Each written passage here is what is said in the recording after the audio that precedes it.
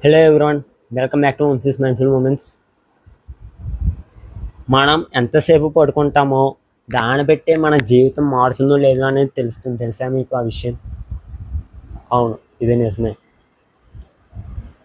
సాధారణంగా గ్రాడ్యుయేషన్ లేదా post graduation చేస్తున్న అబ్బాయిలు కావచ్చు, అమ్మాయిలు కావచ్చు, daily Monday to Saturday college టైంకి లేచి వెళ్ళి వచ్చేసి తినేసి పడుకోవడం అలా చేస్తూ ఉంటారు.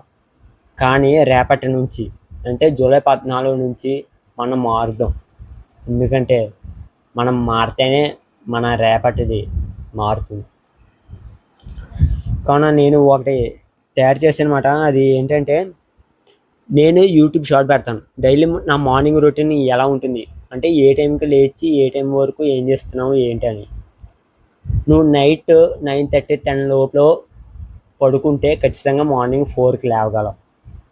అందు గురించే మన టార్గెట్ 4కి లేవడం పెట్టుకుందాం.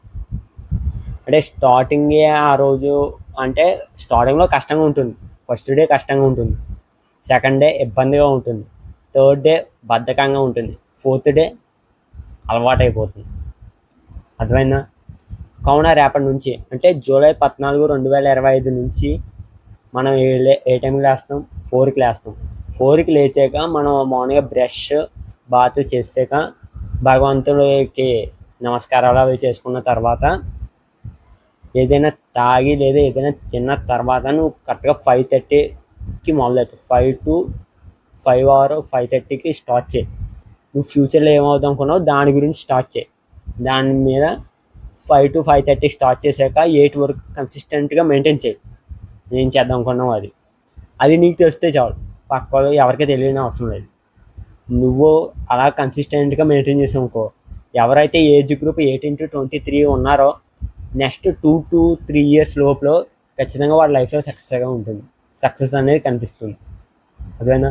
ఇది నేను సైలెంట్గా చేసుకోవచ్చు, కానీ నా ఉద్దేశం ఏంటంటే నాతో పాటు ఈ ఈ సిరీస్లో అందరూ కూడా ఉంటారు అని ఆశిస్తూ కంటిన్యూగా ఉంటుంది. డైలీ పోస్ట్ ఉంటుంది.